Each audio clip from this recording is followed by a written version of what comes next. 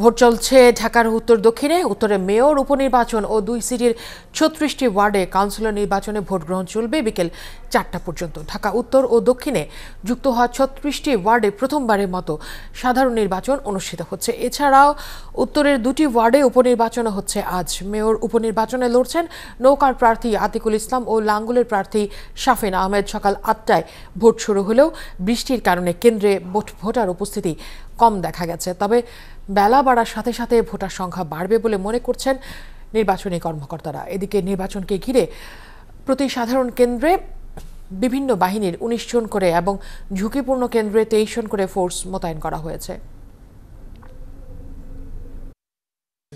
পরিবেশ তো ভালোই, কিন্তু বৃষ্টির কারণে লোকজন আইতে পারতেছে না।